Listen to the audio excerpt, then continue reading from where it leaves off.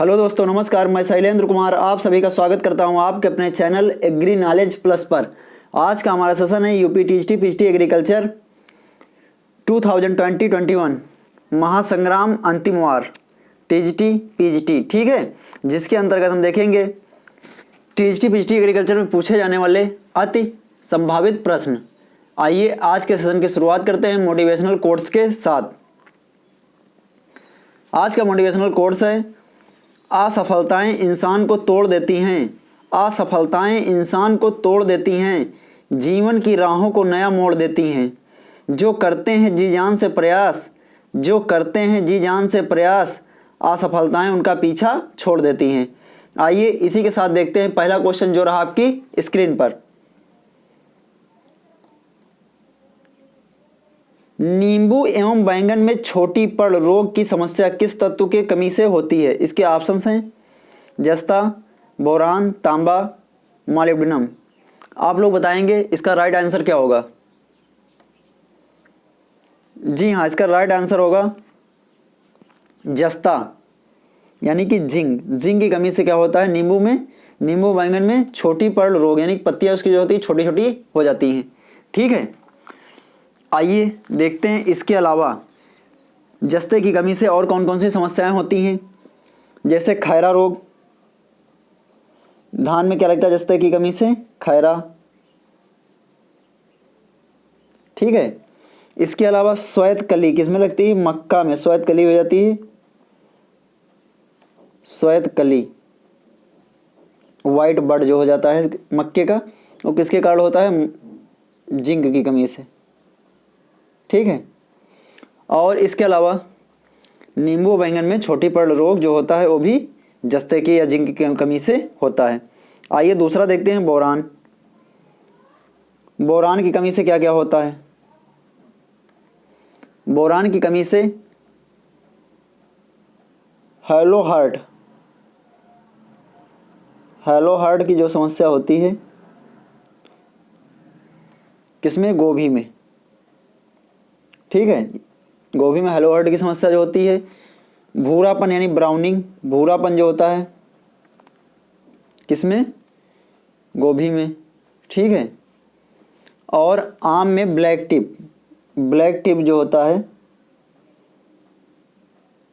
Black tip आम में किसकी कमी से होता है? बोरान की कमी से। ठीक है, इंपॉर्टेंट है, आप लोग ध्यान से देखेंगे। इसके अलावा तांबे की जब बात कर लेते हैं, तांबे से डाइबैक की समस्या होती है किसमें? नींबू वर्गीय फलों में, नींबू वर्गीय फल। ठीक है, नेक्स्ट बात करते हैं मॉलिब्डेनम की। मॉलिब्डेनम जो होता है विप्टेल, कौन सी समस्या होती है? विप्टेल की। विप्टेल किस में लगता है? ये गोभी में। विप्टेल जो गोभी में विप्टेल की समस्या होती है किसकी कमी से होती है? मॉलिब्डेनम की कमी से। ठीक है, भूरापन और हेलो हार्ट जो होता है वो बोरान की कमी से होता है, जबकि विप्टेल जो होता है वो गोभी में किसकी कमी से होता है? तांबा यानी कि कॉपर की कमी से होता है, सॉरी मॉलिब्डेनम की कमी से। ठीक है, अब बात करते हैं तांबे की। तांबे में हमने बता ही दिया था, तांबे में क्या होता है? तांबे की कमी से डाइबैक लगता है नींबू वर्गीय फसलों में। ठीक है, आगे बढ़ते हैं, नेक्स्ट क्वेश्चन देखते हैं। गाय के गर्भकाल की अवधि दिनों में होती है 280 दिन, 307 दिन, 150 दिन, 110 दिन। आप लोग बताएंगे इसका राइट आंसर क्या होगा। जी हाँ, इसका राइट आंसर होगा 280 दिन। गाय में जो गर्भकाल की अवस्था होती है वो कितने दिन होती है? 280 दिन। भैंस में 307 दिन। ठीक है, और बकरी और भेड़ में कितनी होती है? 150 दिन। ठीक है, और सुअर में कितने दिन होती है? 110 दिन। ठीक है, आगे बढ़ते हैं, नेक्स्ट क्वेश्चन देखते हैं। अमोनियम नाइट्रेट में नाइट्रोजन की मात्रा होती है, ऑप्शन है इसके 33%, 46%, 26%, लास्ट है 21%। आप लोग बताएंगे इसका राइट आंसर क्या होगा। जी हाँ, इसका राइट आंसर होगा 33%। अमोनियम नाइट्रेट में जो नाइट्रोजन की मात्रा होती है वो कितनी होती है, 33% अमोनियम नाइट्रेट, ठीक है। 46% किस में होती है, यूरिया। यूरिया में जो नाइट्रोजन की मात्रा होती है नाइट्रोजन की वो कितनी होती है, 46%। 26% की बात यहाँ पे कर लेते हैं। अमोनियम क्लोराइड किस में होता है, अमोनियम क्लोराइड, ठीक है। और इसके अलावा किस में होता है, calcium ammonium nitrate. Calcium ammonium nitrate में भी कितनी होती है, 26%। अमोनियम क्लोराइड और कैल्शियम अमोनियम नाइट्रेट जिसे किसान खाद के नाम से भी जाना जाता है, कितनी मात्रा होती है नाइट्रोजन की, 26%। अब बात कर लेते हैं 21% की। 21% जो मात्रा होती है कैल्शियम साइनाइड, किसमें, कैल्शियम साइनाइड,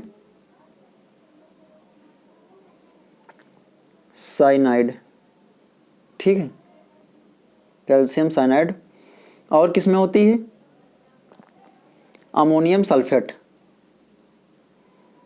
अमोनियम सल्फेट, ठीक है।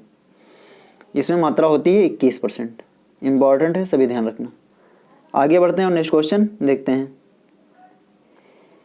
गोबर की खाद में फास्फोरस की मात्रा होती है 0.4 से 0.5%, 0.25%, 0.5%, 1.5 से 2.0%। आप लोग बताएंगे इसका राइट आंसर क्या होगा।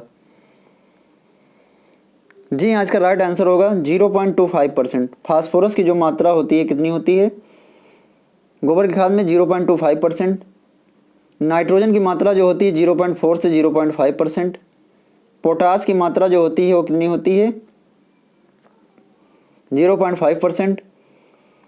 अब बात कर लेते हैं डी जो दिया गया है 1.5 से 2.0%। ये होती है जो बायोगैस संयंत्र से जो कंपोस्ट खाद निकलती है, बायोगैस संयंत्र से, संयंत्र कंपोस्ट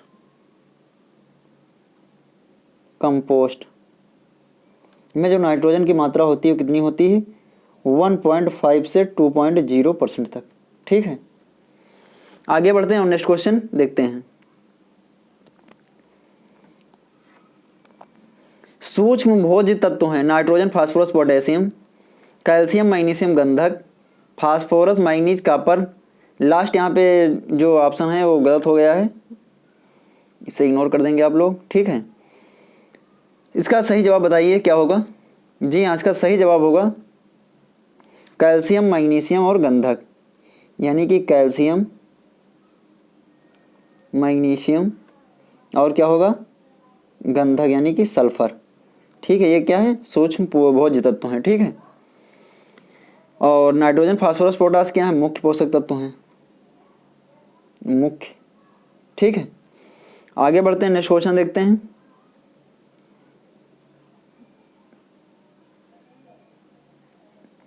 मूंगफली की गुच्छेदार प्रजाति कौन सी है, T28, कौशल, चंद्रा, चित्रा। आप लोग बताएंगे इसका सही जवाब क्या होगा। जी हाँ, इसका सही जवाब होगा बी, कौशल। इसे 201 जी 201 भी लिखते हैं। और ये कैसी है प्रजाति, गुच्छेदार, गुच्छेदार। अब बात कर लेते हैं चंद्रा की। चंद्रा क्या है, अर्ध गुच्छेदार, अर्ध गुच्छेदार, ठीक है। T28 जो है ये कैसी है, T28 जो है ये एक प्रसारित होने वाली, यानी फैलने वाली, प्रसारित होने वाली, ठीक है, यानी कि फैलने वाली है वैरायटी मूंगफली की। चित्रा ये है अर्ध प्रसारित, कैसी है, अर्ध प्रसारित, अर्ध प्रसारित किस्म, ठीक है, मूंगफली की। ध्यान रखेंगे, सभी इंपॉर्टेंट है। आगे बढ़ते हैं, नेक्स्ट क्वेश्चन देखते हैं। बकरी के झुंड को कहते हैं हर्ड, फ्लॉक, ट्रिप, कॉलोनी। आप लोग बताएंगे इसका सही जवाब क्या होगा। जी हाँ, इसका सही जवाब होगा सी, ट्रिप। बकरी के समूह को क्या कहते हैं, बकरी के समूह को ट्रिप कहते हैं। हर्ड की बात कर लें तो हर्ड में क्या होता है, गाय, भैंस और सूअर।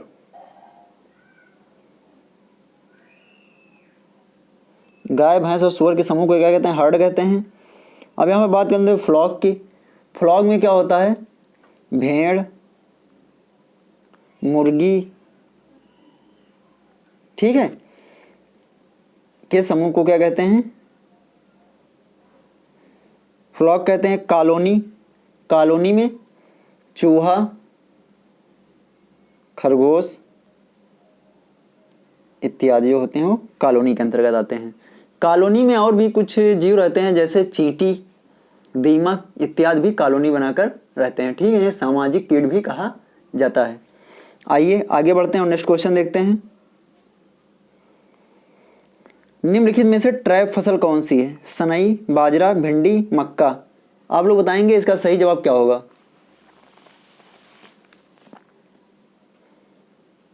इसके ऑप्शन है सनई, बाजरा, भिंडी, मक्का। जी हाँ, इसका सही जवाब होगा भिंडी। भिंडी कैसी है, एक ट्रैप क्रॉप है। अब आप लोग सोच रहे होंगे ट्रैप क्रॉप क्या होती हैं। ट्रैप क्रॉप वो होती हैं जो विभिन्न खरपतवारों और विभिन्न हानिकारक कीटों से फसलों की जो रक्षा करती हैं वो क्या कहलाती हैं, ट्रैप क्रॉप कहलाती हैं। ट्रैप क्रॉप जैसे एक एग्जांपल आप लोगों को देते हैं, जैसे कॉटन का रेड बग जो होता है, कॉटन का रेड बग, कॉटन का जो रेड बग होता है, कॉटन का रेड बग, ठीक है, क्या होता है, इसके नियंत्रण के लिए भिंडी को उसके चारों ओर उगाया जाता है। भिंडी को चारों ओर उगाया जाता है। इससे होता ये है कि जो इसके वयस्क मादा कीट होती हैं वो अपना जो अंडा वो कहाँ पे देती हैं, भिंडी के पौधे पर देती हैं, जिससे मुख्य फसल को काफ़ी कम नुकसान होता है। और ये मुख्य फसल को हानि इस प्रकार से कम पहुंचाती हैं, ये जो होता है जब इसके बगल में, कॉटन के बगल में भिंडी की फसल लगा दी जाती है तो ये भिंडी की ओर ज़्यादा आकर्षित होती हैं और जो नुकसान होता है उसी पर होता है, कॉटन पे, मतलब जो हम कॉटन की फसल में आर्थिक नुकसान से बच जाते हैं, ठीक है। इसी प्रकार होता है जैसे कद्दू वर्गीय जो फसलें होती हैं, कद्दू वर्गीय फसलों के अगर किनारे पे हम मक्का की फसल उगा देते हैं, लगा देते हैं, तब उस पर जो कद्दू का लाल कीड़ा होता है उसका प्रकोप काफ़ी कम हो जाता है और फल मक्खी का भी जो प्रकोप होता है वो भी बहुत कम हो जाता है। इसी प्रकार टमाटर की चारों ओर अगर हम टमाटर के चारों ओर गेंदा की हम 2 या 3 पंक्तियां लगा दें गेंदा के फूल की, तो उस पर जो होता है टमाटर पे कीड़ों का जो प्रभाव होता है वो काफ़ी हद तक कम हो जाता है, ठीक है। आइए आगे बढ़ते हैं और नेक्स्ट क्वेश्चन देखते हैं। गन्ने का मूल भेदक क्षति पहुंचाता है, जड़ को, पत्ती को, तने को, बीज को। आप लोग बताएंगे इसका सही जवाब क्या होगा। जी हाँ, इसका सही जवाब होगा तने को। आप लोगों को लग रहा होगा कि नाम तो इसका मूल भेदक है और ये नुकसान तने को कैसे पहुंचाता है। ये तने को जो होता है भूमि के निचले भाग में, यानी कि जो तना का जो मतलब जमीन के बराबर जो भाग होता है वहीं पे छेद करता है तने में, ठीक है। तने में क्या करता है, ये छेद करता है, तने में छेद करके उसमें प्रवेश कर जाता है, ठीक है। और इसकी जो सुंडियाँ होती हैं और उसके जो गन्ने का जो कोमल भाग होता है अंदर का, वो उसे खाकर ये नीचे की ओर बढ़ती जाती हैं, जिससे क्या होता है गन्ने का शीर्ष भाग सूख जाता है और साथ ही साथ इसकी पत्तियां भी सूखने लगती हैं, पौधा कमज़ोर हो जाता है और उसके पश्चात पौधा पूरा का पूरा पौधा ही सूख जाता है। इस प्रकार से ये गन्ने को नुकसान पहुंचाती हैं। ठीक है, आइए आगे बढ़ते हैं और नेक्स्ट क्वेश्चन देखते हैं। हवा का वेग मापा जाता है बैरोमीटर, हाइड्रोमीटर, एनेमोमीटर या टेंसियोमीटर। आप लोग बताएंगे इसका राइट आंसर क्या होगा। जी हाँ, इसका राइट आंसर होगा एनेमोमीटर। एनेमोमीटर के द्वारा हवा का वेग मापा जाता है। वायु का दाब, वायु दाब किससे मापा जाता है? बैरोमीटर के द्वारा। हाइड्रोमीटर के द्वारा आर्द्रता, आर्द्रता को मापा जाता है। ठीक है, आर्द्रता को मापा जाता है। और टेंसियोमीटर के द्वारा मृदा में नमी की मात्रा, मृदा में नमी की जो कमी होती है, मृदा में नमी की कमी, नमी की कमी को किससे मापा जाता है? टेंसियोमीटर के द्वारा मापा जाता है। आइए आगे बढ़ते हैं, नेक्स्ट क्वेश्चन देखते हैं। यूरिया में बायोरेट का मानक स्तर है 2.5%, 2.0%, 1.5%, 1.0%। आप लोग बताएंगे इसका सही जवाब क्या होगा। यूरिया में जो बायोरेट की मात्रा होती है वो कितनी होती है? 1.5%। और जो व्यावसायिक यूरिया जो मार्केट में उपलब्ध होती है उसमें इसकी मात्रा 0.8 से लेकर 1.2% तक होती है। ठीक है, और 1.5% से अधिक अगर बायोरेट पाया जाता है तो उस पर गवर्नमेंट के द्वारा प्रतिबंध लगाया गया और उस पर कानूनी कार्यवाही जो है भी की जा सकती है। अगर इससे ज़्यादा बायोरेट की मात्रा मिलती है तो जो उत्पादक है या जो कंपनी है उसके ऊपर मतलब कार्यवाही गवर्नमेंट के द्वारा की जा सकती है। ठीक है, इसकी मैक्सिमम मात्रा 1.5% रखी गई है। आगे बढ़ते हैं, नेक्स्ट क्वेश्चन देखते हैं। कच्चे दूध में 2 लाख प्रति ml से कम जीवाणु दूध की क्वालिटी को प्रदर्शित करते हैं। बहुत अच्छा, संतोषजनक, खराब। आप लोग बताएंगे इसका सही जवाब क्या होगा। इसका सही जवाब होगा अच्छा। अगर 2 लाख से कम जीवाणु हैं मतलब पर ml मिल्क में, ठीक है, तो दूध की क्वालिटी जो होगी वो किस श्रेणी में रखी गई है? अच्छी श्रेणी में उसको मतलब डिफाइन किया गया है। ठीक है, आगे बढ़ते हैं और नेक्स्ट क्वेश्चन देखते हैं। आवरण फसलें कौन सी हैं? प्याज, लहसुन, अलसी, लोबिया। आप लोग बताएंगे इसका सही जवाब क्या होगा। जी हाँ, इसका सही जवाब होगा लोबिया।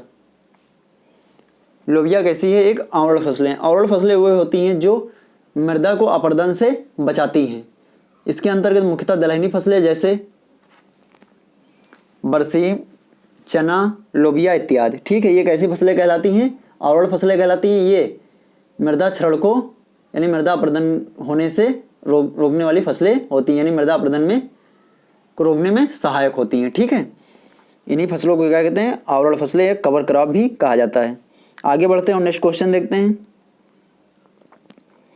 निम्न में से कौन सी भारवाही गाय की नस्ल है? आप लोग बताएंगे इसका सही जवाब क्या होगा। कांकरेज, देवनी, खिल्लारी या गिर। आप लोग बताएंगे इसका सही जवाब क्या होगा। जी हाँ, इसका सही जवाब होगा जो भारवाही नस्ल की बात यहाँ पे की गई है, खिल्लारी। ये कैसी नस्ल है? भारवाही।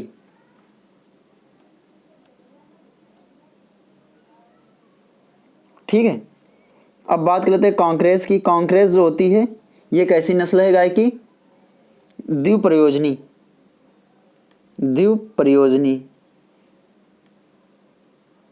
द्विप्रयोजनी नस्लें वो होती हैं जिनका प्रयोग दुग्ध उत्पादन के लिए और खेती कार्यों के लिए या भार ढोने के लिए किया जाता है। ठीक है, अब बात करते हैं देवनी और गिर की। ये कैसी हैं? दुधारू नस्लें हैं। देवनी और गिर जो हैं ये दुधारू नस्लें हैं। ठीक है, आगे बढ़ते हैं और नेक्स्ट क्वेश्चन देखते हैं। मुरझान बिंदु पर पीएफ होता है 3.5, 4.18, 4.5, 5.0। आप लोग बताएंगे इसका सही जवाब क्या होगा। जी हाँ, इसका सही जवाब होगा 4.18। ठीक है। अब हम बात करते हैं कि मुरझान बिंदु क्या होता है। मुरझान बिंदु जैसे पौधों के पूर्ण रूप से सूख जाने के बाद जो मृदा में नमी की जितनी प्रतिशत मात्रा बचती है, ठीक है, वही क्या कहलाता है, उसका मुरझान गुणांक या क्रांतिक नमी बिंदु यानी कि क्रिटिकल मॉइस्चर पॉइंट कहलाता है। ठीक है। जो पौधा होता है, जब पौधा पूर्ण रूप से सूख जाता है उस समय मृदा में जो नमी का परसेंटेज बचता है वही क्या कहलाता है, मुरझान गुणांक या विल्टिंग कोफिशिएंट। ठीक है। और इसको क्रिटिकल मॉइस्चर पॉइंट भी कहा जाता है। ये जो पीएफ में जो इसकी वैल्यू होती है कितनी होती है, 4.2। ठीक है। और ये किसके बराबर होता है, 15 वायुमंडलीय दाब के बराबर होता है। किसके बराबर होता है, 15 वायुमंडलीय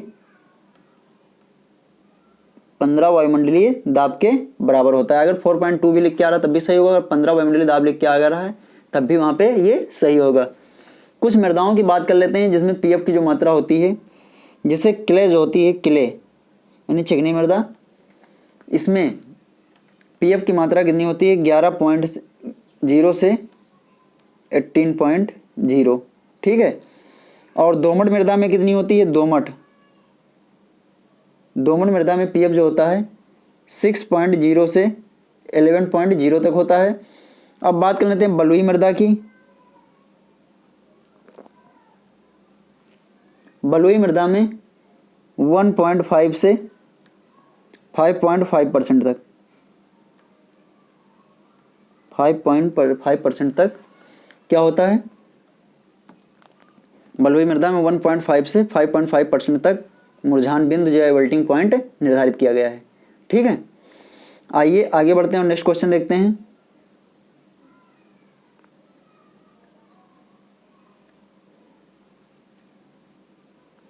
नेक्स्ट क्वेश्चन है, कौन सा उर्वरक एमाइड रूम में नाइट्रोजन मिश्रित होता है, ammonium sulphate nitrate, urea, calcium ammonium nitrate, ammonium chloride. आप लोग बताएंगे इसका सही जवाब क्या होगा। जी आज का सही जवाब होगा यूरिया। यूरिया में जो नाइट्रोजन होती है वो किस रूम में होती है, एमाइड रूम में। कई बार परीक्षाओं में पूछा जा चुका है, इसलिए आप लोग इसे ध्यान रखेंगे। ठीक है। आगे बढ़ते हैं और नेक्स्ट क्वेश्चन देखते हैं। अमोनियम सल्फेट में गंधक पाया जाता है 20%, 24%, 28%, 32%। इसका सही जवाब होगा 24%। ठीक है। 23 से 24% तक सल्फर की जो मात्रा होती है अमोनियम सल्फेट में पाई जाती है। ठीक है, सल्फर। आगे बढ़ते हैं और नेक्स्ट क्वेश्चन देखते हैं।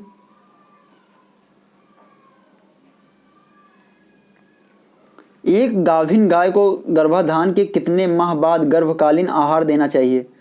आप लोग बताएंगे इसका सही जवाब क्या होगा, 3 माह बाद, 4 माह बाद, 6 माह बाद या 8 माह बाद। इसका राइट आंसर होगा 6 माह बाद। मतलब एक गाभिन गाय जो है उसे गर्भाधान के 6 माह बाद क्या देना चाहिए, गर्भकालीन आहार देना चाहिए। गर्भकालीन आहार में इसकी मात्रा जो होती है वो आधा किलोग्राम से लेकर 1 किलोग्राम तक कर दी जाती है। ठीक है। और जब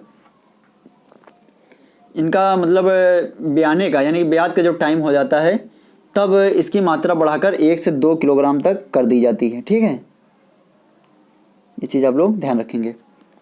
आइए आगे बढ़ते हैं और नेक्स्ट क्वेश्चन देखते हैं। निम्न में से कौन सा खरपतवार नाशी है, आइसोप्रोट्रान, डेमोक्रान, डाइफ्लोवेजुरान, इनमें से कोई नहीं। आप लोग बताएंगे इसका सही जवाब क्या होगा। जी हाँ, इसका सही जवाब होगा आइसोप्रोट्रान। आइसोप्रोट्रान का प्रयोग किस में किया जाता है, जो गेहूं का मामा होता है, गेहूं का मामा, उसके नियंत्रण के लिए, यानी कि गेहूंसा या गुल्ली डंडा या फाइलेरिस माइनर भी कहा जाता है। ठीक है, इसके नियंत्रण के लिए आइसोप्रोट्रान का प्रयोग किया। डाइमोक्रान क्या है, एक कीटनाशक है। आगे बढ़ते हैं, नेक्स्ट क्वेश्चन देखते हैं। पौधे में वृद्धि को नापा जाता है फोटोमीटर द्वारा, ऑक्सीजनोमीटर द्वारा, साधारण सूक्ष्मदर्शी द्वारा, कैलोरीमीटर द्वारा। आप लोग बताएंगे इसका राइट आंसर क्या होगा।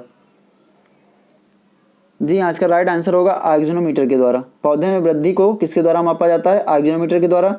कैलोरीमीटर के द्वारा ऊर्जा को मापा जाता है, ऊर्जा को। ठीक है, आगे बढ़ते हैं, नेक्स्ट क्वेश्चन देखते हैं। दियारा भूमि क्षेत्र होते हैं, समुद्री बाढ़ग्रस्त क्षेत्र, नहर के किनारे वाले क्षेत्र। सी है नदी के किनारे वाले क्षेत्र जहाँ प्रतिवर्ष बाढ़ आती है। इनमें से कोई नहीं। आप लोग बताएंगे इसका राइट आंसर क्या होगा। जी हाँ, इसका राइट आंसर होगा नदी के किनारे वाले क्षेत्र जहाँ प्रतिवर्ष बाढ़ आती है। नदियों के द्वारा जब नदियों में जब बाढ़ आती है तो उस क्षेत्र में जो जलमग्न मृदा होती है, और जलमग्न मृदा के बाद मतलब जो पानी सूख जाता है, पानी मतलब घट कर नदियों में पुनः चला जाता है, तब उस भूमि पर जो जिन फसलों की बुआई की जाती है वो कौन सी फसलें कहलाती हैं, दियारा फसलें कहलाती हैं। और वो भूमि जो होती है वो दियारा भूमि कहलाती है। ठीक है, आगे बढ़ते हैं और नेक्स्ट क्वेश्चन देखते हैं। निम्न में से विदेशी नस्ल की गाय कौन सी, जर्सी, साहिवाल, अंगोल या कांग्याम। आप लोग बताएंगे इसका सही जवाब क्या होगा।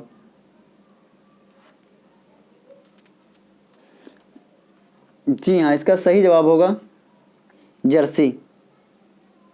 जर्सी जो है कैसी गाय है, ये एक विदेशी नस्ल है, विदेशी नस्ल। ठीक है, अब हम बढ़ते हैं आगे और देखते हैं नेक्स्ट क्वेश्चन। इसके अलावा विदेशी नस्लों में जैसे होल्स्टीन है, फ्रीजियन है, ब्राउन स्विस है। ठीक है, ये भी कैसी गई नस्लें हैं, ये सभी विदेशी नस्लें हैं।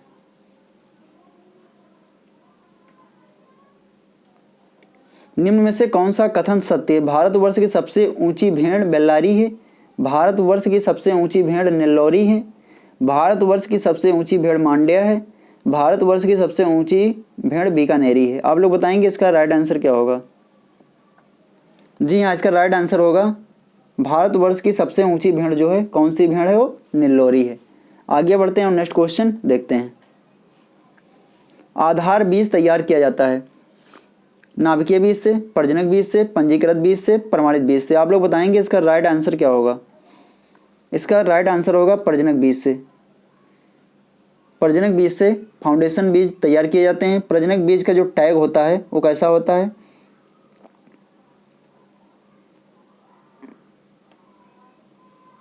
Golden yellow, golden yellow colour का टैग होता है। आधारीय बीज का टैग कैसा होता है, सफ़ेद यानी कि वाइट। ठीक है, और पंजीकृत बीज हमारे यहाँ उगाए नहीं जाते हैं। वैसे इसका जो कलर होता है टैग का, पंजीकृत बीज का जो टैग का कलर होता है कैसा होता है, बैंगनी या नारंगी, बैंगनी या नारंगी। और प्रमाणित बीज का जो टैग होता है वो कैसा होता है, नीला। ठीक है, पंजीकृत बीज का उत्पादन हमारे यहाँ नहीं किया जाता है। आगे बढ़ते हैं और नेक्स्ट क्वेश्चन देखते हैं। अपर्दित मृदा की किस फसल की खेती अधिक लाभदायक होती है। मतलब जो अपर्दित मृदा में किस फसल की पूछा गया है यहाँ पे, खेती अधिक लाभदायक होती है। अनाज वाली फसलें, दलहनी फसलें, तिलहनी फसलें, इनमें से कोई नहीं। आप लोग बताएंगे इसका राइट आंसर क्या होगा। जी हाँ, इसका राइट आंसर होगा दलहनी फसलें। जिन क्षेत्रों में मृदा अपरदन अधिक होता है वहाँ पे कौन सी फसलें उगाना बेहतर होता है, दलहनी फसलें। क्योंकि दलहनी फसलें जो होती हैं मृदा अपरदन को काफ़ी हद तक रोक देती हैं। इसके बारे में अभी हमने आप लोगों को बताया भी था, कवर क्रॉप। ठीक है, कवर क्रॉप जो होती हैं वो इसके अंतर्गत मुख्यतः दलहनी फसलें आती हैं और ये मृदा अपरदन को काफ़ी हद तक रोक देती हैं। जैसे चना है, लोबिया है, मूंग है, उड़द है, ये सभी कौन सी फसलें हैं, कवर क्रॉप हैं, और इनका प्रयोग मृदा अपरदन को रोकने के लिए किया जाता है। ठीक है, आगे बढ़ते हैं, नेक्स्ट क्वेश्चन देखते हैं। घी को दानेदार बनाने के लिए पशुओं को कौन सी खली खिलाई जाती है। घी को दानेदार बनाने के लिए पशुओं को कौन सी खली खिलाई जाती है। आप लोग बताएंगे इसका राइट आंसर क्या होगा। जी हाँ, इसका राइट आंसर होगा नारियल की खली। घी को दानेदार बनाने के लिए कौन सी खली खिलाई जाती है, दानेदार खली। ठीक है, आगे बढ़ते हैं और नेक्स्ट क्वेश्चन देखते हैं।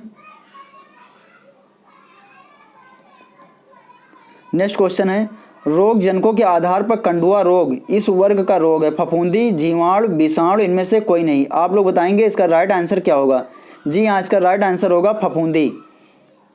रोग जनकों के आधार पे जो कंडुआ रोग होता है ये कौन सा है, फफूंदी रोग है। ठीक है, आगे बढ़ते हैं, नेक्स्ट क्वेश्चन देखते हैं। मृदा जिसमें उपलब्ध नाइट्रोजन की मात्रा 250 से 500 किलोग्राम हेक्टेयर होती है, इस वर्ग में रखते हैं अधिक, न्यून, न्यून, मध्यम या उच्च। आप लोग बताएंगे इसका राइट आंसर क्या होगा। जी हाँ, इसका राइट आंसर होगा मध्यम। क्या होगा? मध्यम। मध्यम कैटेगरी में 280 से 500, 280 से 560, ठीक है, 560 किलोग्राम पर हेक्टेयर अगर नाइट्रोजन उपलब्ध है तो कौन सी कैटेगरी में आएगी? मध्यम। न्यून में कौन सी आती हैं? 280 से कम, 280 किलोग्राम पर हेक्टेयर से नाइट्रोजन की मात्रा कम है तो कौन सी कहलाएंगी? न्यून। 580 से अधिक यानी कि 560, ठीक है, 560 से जो अधिक होती हैं वो किस कैटेगरी में आती हैं? 560 से अधिक यदि नाइट्रोजन प्रति हेक्टेयर उपलब्ध है तो ये उच्च वर्ग में रखी गई हैं, ठीक है। किस वर्ग में? उच्च वर्ग में। 280 किलोग्राम प्रति हेक्टेयर नाइट्रोजन की उपलब्धता यदि मृदा में है तो न्यून होंगी, निम्न होंगी। मध्यम के अंतर्गत 280 से 560 किलोग्राम है। 560 से अधिक यदि मृदा में नाइट्रोजन की मात्रा प्रति हेक्टेयर उपलब्ध है तो कौन सी मृदा कहलाएगी? उच्च वर्ग की मृदाएं कहलाएंगी, ठीक है। आगे बढ़ते हैं और नेक्स्ट क्वेश्चन देखते हैं। मक्का, आलू, गन्ना फसल चक्र की सही अवधि कौन सी है?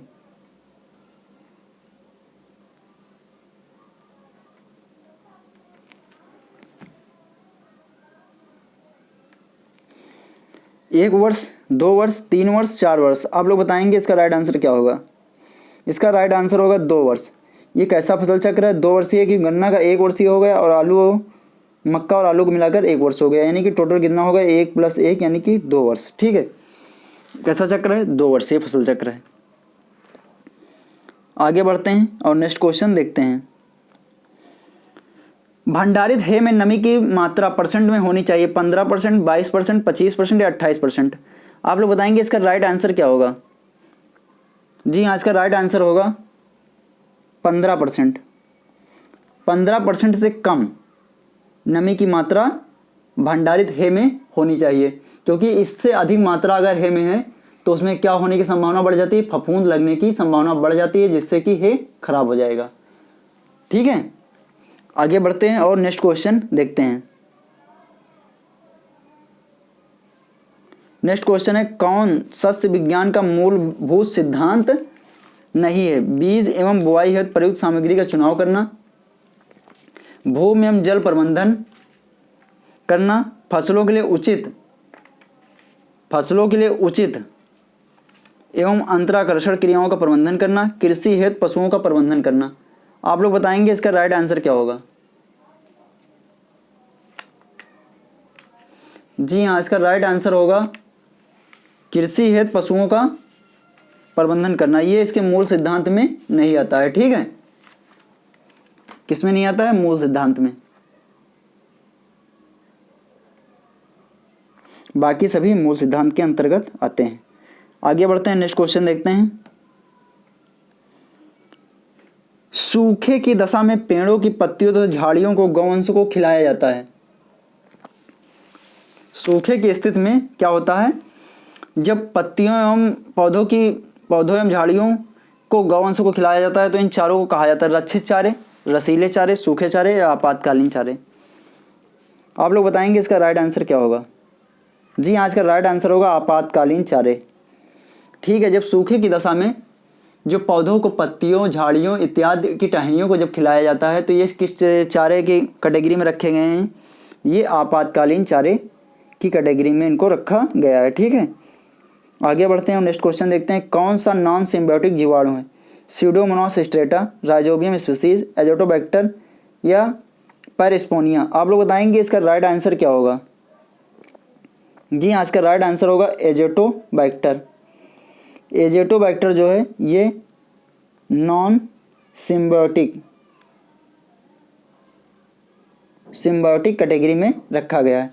नॉन सिम्बायोटिक वो होते हैं जो मृदा में स्वतंत्र रूप से उपलब्ध होते हैं, ठीक है। और सिम्बायोटिक के अंतर्गत कौन से आते हैं? सिम्बायोटिक के अंतर्गत आते हैं जो पौधों की जड़ों में गांठों में पाए जाते हैं, यानी कि सहजीवी जीवन मतलब व्यतीत करते हैं, वो कौन से होते हैं? सिम्बायोटिक। जैसे राइजोबियम जीवाणु जो होते हैं, ये कैसे जीवाणु होते हैं? सिम्बायोटिक जीवाणु होते हैं। ठीक है, आगे बढ़ते हैं और नेक्स्ट क्वेश्चन देखते हैं। यदि वार्षिक वर्षा 750 मिलीमीटर से कम हो तो संपन्न होने वाली कृषि पद्धति को जाना जाता है शुष्क खेती, शुष्क भूमि कृषि, वर्षा अधीन खेती, या उपरोक्त में से कोई नहीं। आप लोग बताएंगे इसका राइट आंसर क्या होगा? जी हाँ, इसका राइट आंसर होगा शुष्क कृषि, यानी कि शुष्क खेती।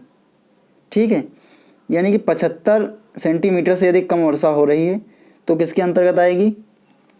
शुष्क खेती के अंतर्गत आएगी। और यदि 75 से 115 सेंटीमीटर तक वार्षिक वर्षा हो रही है तो किस कैटेगरी में आएगी ये? शुष्क भूमि कृषि, वर्षा अधीन खेती। 115 सेंटीमीटर से अधिक वर्षा वाली खेती कौन सी कहलाती है? वर्षा अधीन या वर्षा प्रधान खेती कहलाती है। ठीक है, आगे बढ़ते हैं, नेक्स्ट क्वेश्चन देखते हैं। अच्छे साइलेज का पीएच मान होना चाहिए। यहाँ पे पूछा गया अच्छे साइलेज का पीएच मान होना चाहिए। ऑप्शन है ए 3.5 से 4.2, नेक्स्ट है 4.2 से 4.5, नेक्स्ट 4.5 से 5.0 और लास्ट है 5.0 से 5.5। आप लोग बताएंगे इसका राइट आंसर क्या होगा? जी हाँ, इसका राइट आंसर होगा 4.2 से 4.5। आइए हम आप लोगों को साइलेज का वर्गीकरण बताते हैं, कैसे होता है इसका वर्गीकरण। देख लीजिए, कुछ इसकी कैटेगरी होती है वेरी गुड साइलेज। इसमें इसका जो पीएच होता है 3.5 से 4.2। ठीक है, और इसके अलावा होता है गुड साइलेज। गुड साइलेज का हमने बता दिया, यही है गुड साइलेज। ठीक है, 4.2 से 4.5 ये गुड साइलेज हो गया। इसके अलावा इसकी एक कैटेगरी होती है फेयर साइलेज। फेयर साइलेज में जो पीएच मान होता है 4.5 से 4.8 तक होता है। ठीक है, और एक कैटेगरी इसकी होती है बैड साइलेज, यानी कि खराब साइलेज। इसकी कैटेगरी जो होती है 4.8 से अधिक। इसमें जो क्या होता है, पीएच मान 4.8 से अगर अधिक है तो कौन सा साइलेज कहलाएगा? बैड साइलेज कहलाएगा। ठीक है, आगे बढ़ते हैं और नेक्स्ट क्वेश्चन देखते हैं। यहाँ से हम देखते हैं रिवीजन, जो पिछले दिनों जो क्वेश्चन हमने करवाए थे वो उनका हम यहाँ पे फटाफट रिवीजन करते हैं। आइए, इन प्रश्नों में हम ज़्यादा चर्चा नहीं करेंगे, बस इसका राइट आंसर बताया जाएगा। ठीक है, मशरूम संबंधित है विषाणु से, जीवाणु से, फफूंद से, शैवाल से। आप लोग बताएंगे इसका राइट आंसर क्या होगा? जी हाँ, इसका राइट आंसर होगा फफूंद। मशरूम किससे संबंधित होते हैं? फफूंद से। नेक्स्ट, नर्सरी उगाने की डेपोक किससे संबंधित है? गोभी, धान, प्याज, तंबाकू। आप लोग बताएंगे इसका राइट आंसर क्या होगा? इसका राइट आंसर होगा धान। धान की जो डेपोक नर्सरी है ये कहाँ से निकली है? फिलीपींस से। ठीक है, फिलीपींस। और इसमें जो धान के पौध की रोपाई की जाती है वो 12 से 14 दिन की नर्सरी जो होती है उसकी रोपाई की जाती है। आगे बढ़ते हैं, नेक्स्ट क्वेश्चन देखते हैं। फास्फेटिक एवं पोटासिक उर्वरकों का प्रयोग करते हैं बुआई के समय मूल खाद के रूप में, खड़ी फसल में बिखेरकर, फसल में कई बार देकर, या इनमें से सभी। आप लोग बताएंगे इसका राइट आंसर क्या होगा? इसका राइट आंसर होगा बुआई के समय मूल खाद के रूप में, यानी कि बेसल ड्रेसिंग के रूप में हम फास्फेटिक एवं पोटासिक उर्वरकों का प्रयोग करते हैं। नाइट्रोजनी उर्वरकों का प्रयोग टॉप ड्रेसिंग में। ठीक है, आगे बढ़ते हैं। भारत के गौवंशीय पशुओं में सर्वोत्तम द्विकाजी नस्ल कौन सी है? थारपारकर, अमृत महल, हरियाणा या कांक्रेस। आप लोग बताएंगे इसका राइट आंसर क्या होगा? इसका राइट आंसर होगा कांक्रेस, जो कि एक कैसी है? द्विकाजी नस्ल है। आगे बढ़ते हैं और नेक्स्ट क्वेश्चन देखते हैं। स्ट्रिप कप की जांच की जाती है अफारा रोग में, थनैला रोग में, गर्भाशय शोथ रोग में, खुरपका मुखपका रोग में। आप लोग बताएंगे इसका राइट आंसर क्या होगा। इसका राइट आंसर होगा थनैला रोग में। ठीक है, थनैला रोग में कौन सी जांच होती है, स्ट्रिप कप। याद रखेंगे, इंपॉर्टेंट है, कई बार परीक्षाओं में पूछा जा चुका है। क्रिटिकल क्रॉस है गेहूं और जई का, गेहूं और रई का, जौ और जई का, जई और जौ का। आप लोग बताएंगे इसका राइट आंसर क्या होगा। ये मानव निर्मित कौन सी फसल है, एक खाद्यान्न फसल है। प्रथम मानव निर्मित खाद्यान्न फसल गेहूं और राई के क्रॉस से बनी है। आगे बढ़ते हैं और नेक्स्ट क्वेश्चन देखते हैं। अरहर में दाना एवं लकड़ी का औसत अनुपात होता है 1:2, 1:3:4, 1:6:8, 1:10:12। आप लोग बताएंगे इसका राइट आंसर क्या होगा। इसका राइट आंसर होगा 1:6:8। ठीक है, 1 भाग दाने का होगा और 6 से 8 भाग किसका होता है, लकड़ी का होता है। आगे बढ़ते हैं और नेक्स्ट क्वेश्चन देखते हैं।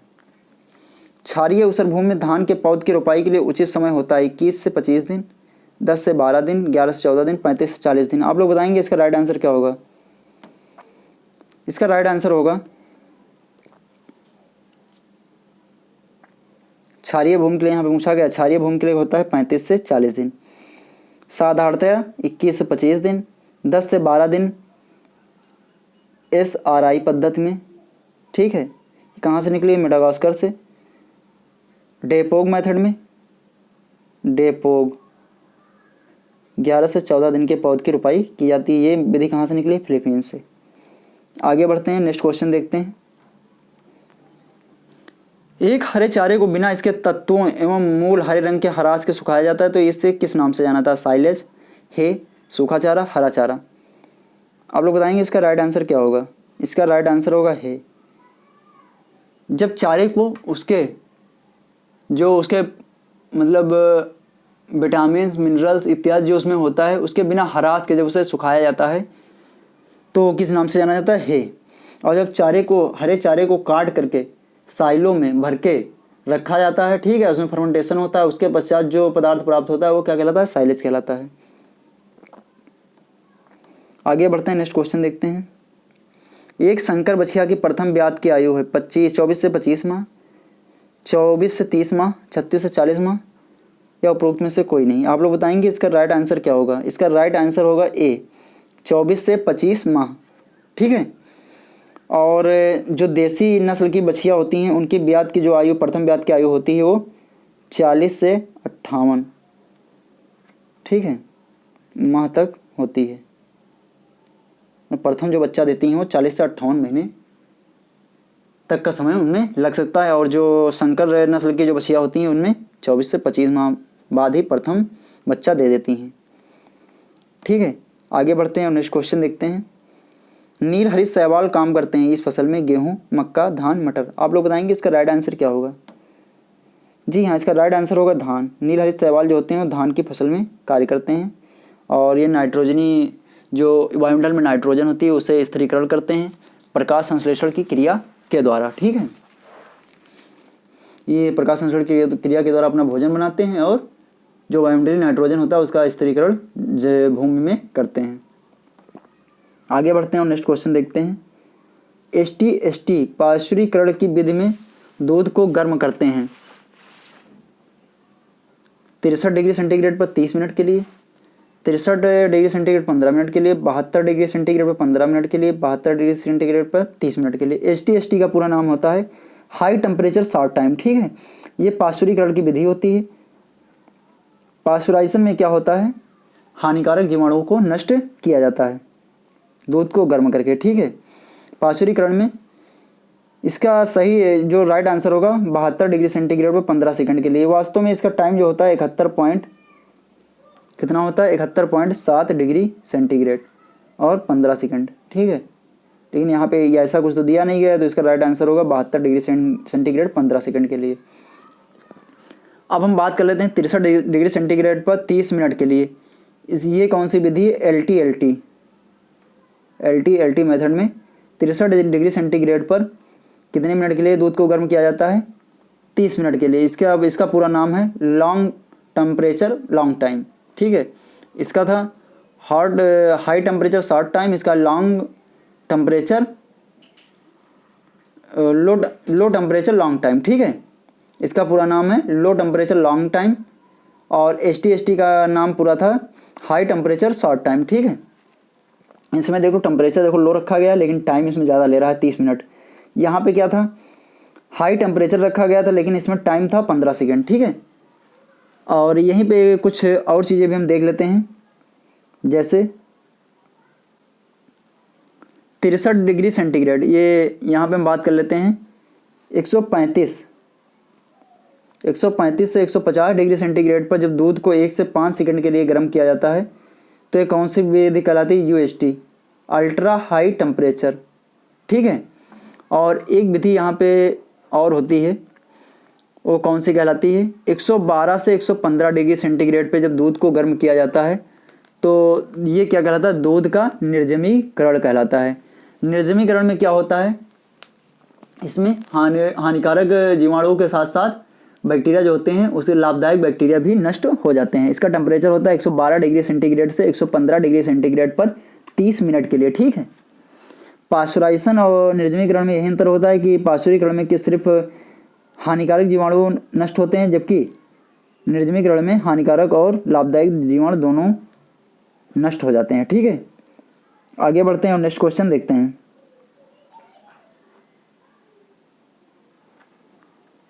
निम्नलिखित में से कौन सी अंतर्वर्ती फसल है, धान, गेहूं, कपास, मूंग। इंटरक्रॉप में के रूप में कौन सी इसमें फसल प्रयोग की जाती है, मूंग, ठीक है। आगे बढ़ते हैं, नेक्स्ट क्वेश्चन देखते हैं।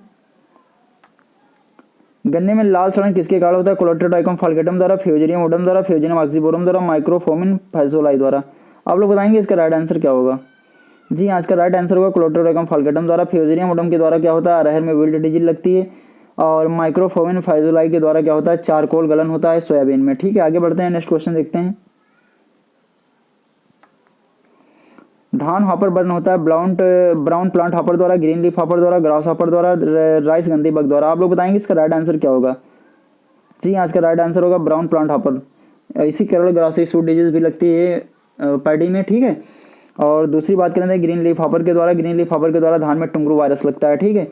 और राइस गंदी बग के द्वारा क्या होता है, इसके द्वारा दुग्धावस्था में धान में जब बालियों में दुग्ध बनने लगता है उस अवस्था में ये गंधी जो होती है ये काफ़ी धान को क्षति पहुंचाती है। इसके शरीर से एक प्रकार की स्मेल आती है, इसी कारण इसे गंधी बग के नाम से जाना जाता है, ठीक है। आगे बढ़ते हैं और नेक्स्ट क्वेश्चन देखते हैं। पशुओं में चिंचड़ी बुखार रोग होता है विषाणु द्वारा, जीवाणु द्वारा, प्रोटोजोआ द्वारा, इनमें से कोई नहीं। आप लोग बताएंगे इसका राइट आंसर क्या होगा। जी हाँ, इसका राइट आंसर होगा प्रोटोजोआ द्वारा, ठीक है। और चिंचड़ी बुखार को अन्य नामों से भी जाना जाता है, जैसे लाल अतिसार इत्यादि, ठीक है। आगे बढ़ते हैं और नेक्स्ट क्वेश्चन देखते हैं। एक दुधारू गाय को उसके शरीर की रक्षा के लिए निम्नलिखित में कितना दाना आहार दिया जाना चाहिए, 1 से 1.5 किलोग्राम, 3 से 3.5 किलोग्राम, 2 से 2.5 किलोग्राम। आप लोग बताएंगे इसका राइट आंसर क्या होगा। यहाँ पे होगा 1 से 1.5 kg, छूट गया लिखने में, ठीक है, पहले वाले में। बताइए इसका राइट आंसर क्या होगा। जी हाँ, इसका राइट आंसर होगा 1 से 1.5 kg। शरीर रक्षा के लिए इतना दाना पर डे गाय को देना चाहिए। आगे बढ़ते हैं और नेक्स्ट क्वेश्चन देखते हैं। जड़ की वृद्धि में कौन सा पोषक तत्व सहायक है, नाइट्रोजन, पोटास, फास्फोरस, बोरान। इसका राइट आंसर होगा फास्फोरस। जड़ की वृद्धि में कौन सा तत्व सहायक होता है, फास्फोरस, ओके। आगे बढ़ते हैं और नेक्स्ट क्वेश्चन देखते हैं। भदावरी भैंस का उत्पत्ति स्थान है, इसका उत्पत्ति स्थान उत्तर प्रदेश है, जो कि आगरा का बाह क्षेत्र और इसके अलावा इटावा क्षेत्र, ठीक है। ये लेकिन किसके लिए, भदावरी नर के लिए। और मादा का उत्पत्ति स्थान क्या है, मध्य प्रदेश का एरिया है, जो क्या कहलाता है, भीलवाड़ एरिया, ऐसे ही कुछ है।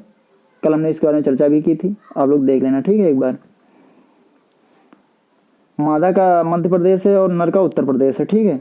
आगे बढ़ते हैं, नेक्स्ट क्वेश्चन देखते हैं। निम्नलिखित में से कौन सी ग्रामीण मौलिक संस्था नहीं है, जिला परिषद, ग्राम पंचायत, ग्रामीण पाठशाला, ग्रामीण सहकारी समिति।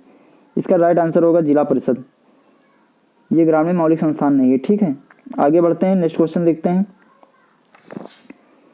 निम्न में से कौन सा खनिज आपूर्ति का कारक है, मांस का चूर्ण, रक्त का चूर्ण, सोयाबीन का चूर्ण, सुपर मंडप।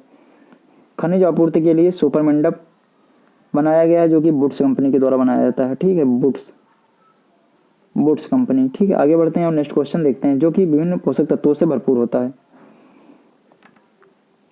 निम्नलिखित में कौन सा समूह खरीफ फसलों का है? धान, ज्वार, बाजरा, चना। ज्वार, जौ, मसूर, मूंगफली, भुजा, बाजरा, मक्का, तिल, कपास। कपास, अलसी, तिल, मसूर। आप लोग बताएंगे इसका राइट आंसर क्या होगा? इसका राइट आंसर होगा बाजरा, मक्का, तिल, कपास, क्योंकि इसमें चना रबी का है, इसमें मसूर रबी की है, इसमें मसूर रबी की है। ठीक है, ये 3 गलत हो जाएंगे और ये सही हो जाएगा। आगे बढ़ते हैं, नेक्स्ट क्वेश्चन देखते हैं। सरसों के तेल में तीखापन का कारण होता है? Amino acid, glucosinolates, erucic acid. सरसों में जो विषाक्तता होती है वो किसके कारण होती है? विषाक्तता। ठीक है, इरूसिक एसिड के कारण होती है। अब बात यहाँ ग्लूको आइसोसाइनोलेट्स, यहाँ पे साइनोलेट्स होता है, ग्लूको आइसोसिनोलेट्स। ठीक है, आप लोग देख लेना सिनोलेट्स। ठीक, तो इसके कारण क्या होता है? ये खलियों में पाया जाता है, जो सरसों की खली होती है उपस्थित में होता है, और ये मनुष्य और पशुओं दोनों के लिए हानिकारक होता है। मनुष्यों में इसके द्वारा क्या हो जाता है? घेंघा रोग भी उत्पन्न हो जाता है। सरकार के द्वारा जो इसकी मात्रा निर्धारित की गई ग्लूको आइसोसिलेट्स की, इसकी मात्रा निर्धारित की गई 0.5%, इससे अधिक मात्रा नहीं होनी चाहिए, जो सरसों का खाद्य तेल है। ठीक है, और जो इसमें बात करते हैं पंजेंसी की, पंजेंसी जो होती है आइसोथियोसिनेट के कारण होती है। किसके कारण होती है? जो तीखापन यहाँ पे लिखा गया है ये आइसो किसके कारण होता है? आइसोथियोसिनेट के कारण क्या होती है? पंजेंसी। सरसों में तीखापन। ठीक है, आइसोथियोसिनेट। और ग्लूको आइसोसिलेट्स के कारण क्या होता है? आइसोसिनोलेट्स के कारण, इसके कारण होता है, ये खली में पाई जाती है, इसके कारण मनुष्यों में क्या हो जाता है? घेंघा रोग हो जाता है, और ये जानवरों के लिए भी नुकसानदायक होती है। और विषाक्तता जो होती है इरूसिक एसिड के कारण होती है। नेक्स्ट क्वेश्चन देखते हैं। निम्नलिखित में से कौन सा राज्य मूंगफली उत्पादन में अग्रणी है? महाराष्ट्र, गुजरात, पश्चिम बंगाल, उत्तर प्रदेश। का सही जवाब होगा गुजरात। नेक्स्ट देखते हैं, आगे बढ़ते हैं और नेक्स्ट क्वेश्चन देखते हैं। निम्न खलियों में कौन सी खली दुधारू पशुओं के लिए अच्छी समझी जाती है? अलसी की खली, मूंगफली की खली, सरसों की खली, नीम की खली। इसका राइट आंसर होगा मूंगफली की खली। सबसे बेहतर खली है मूंगफली की खली जानवरों के लिए। ठीक है, आगे बढ़ते हैं और नेक्स्ट क्वेश्चन देखते हैं।